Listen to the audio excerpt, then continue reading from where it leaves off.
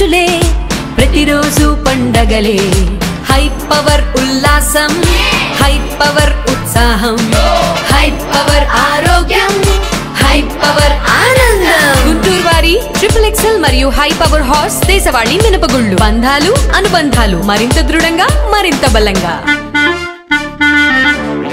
అభివృద్ధి వికేంద్రీకరణకు బీజేపీ కట్టుబడి ఉందని ఆ పార్టీ రాష్ట్ర అధికార ప్రతినిధి వల్లూరి జయప్రకాష్ నారాయణ స్పష్టం చేశారు. ఎన్డీఏ కూటమి పాలనలో అమరావతి ప్రపంచ స్థాయి రాజధానిగా రూపుదిద్దుకుంటుందని చెప్పారు.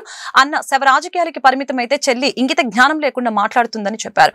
వైఎస్ జగన్ షర్మిలపై ఫైర్ అయ్యారు. పాకిస్తాన్ ప్రేమికులు ఈ దేశం నుంచి సర్దుకోవాలని చెప్పారు. గురువారం ఆయన గుంటూరులో మీడియాతో మాట్లాడారు. శుక్రవారం దేశ ప్రధాని నరేంద్ర మోదీ 1,00,000 వేల కోట్లతో రాజధాని పునర్నిర్మాణ పనులకి శ్రీకారం చుట్టే కార్యక్రమాన్ని ప్రజలు విజయవంతం చేయాలని సందర్భంగా కోరారు.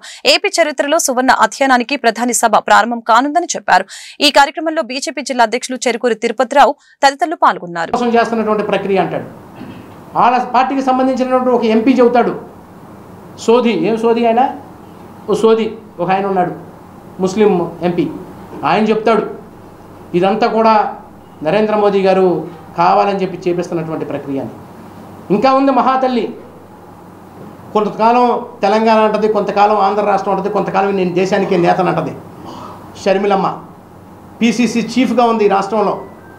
ఆవిడైతే ఏకంగా నరేంద్ర మోదీ గారిని ఇంటర్నల్ టెర్రరిస్ట్ అట ఈ దేశానికి అంతర్గత టెర్రరిస్టు నరేంద్ర మోదీ గారు. ఏమ్మా కనీసం మాట్లాడే ముందు ఇంగిత జ్ఞానం కూడా ఉండవలసినటువంటి పరిస్థితి లేదా మీకు? చదువుకున్న వాళ్ళు కాదా? సమాజాన్ని చదివినటువంటి వ్యక్తులు కాదా? ఇదంతా ఇంటెలిజెన్స్ ఫెయిల్యూర్ అని మీరు చెప్తా ఉన్నారే.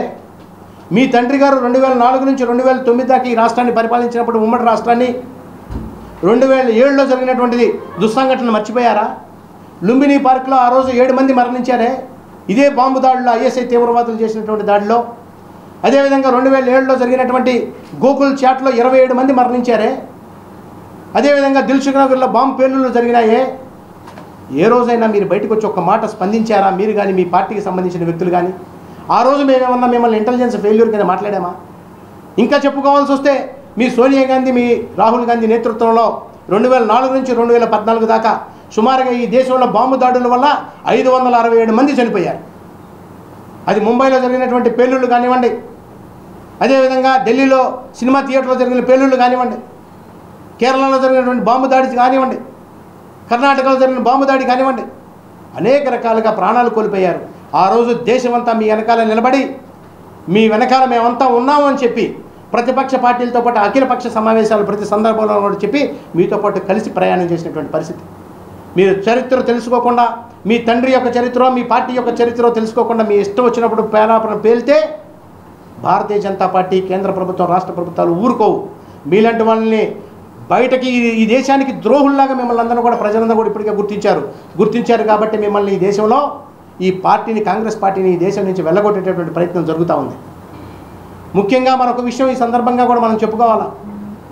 గత 5 సంవత్సరాల పాటు పరిపాలించినటువంటి ముఖ్యమంత్రితో పాటుగా ఆయన సోదరు అయినటువంటి ఈవిడ వీళ్ళు ఈ రకంగా మాట్లాడుతూ మొన్న జరిగినటువంటి పహల్గాం సంఘటన తర్వాత పాకిస్తాన్ హై కమిషనరు ఒక ట్వీట్ చేశాడు.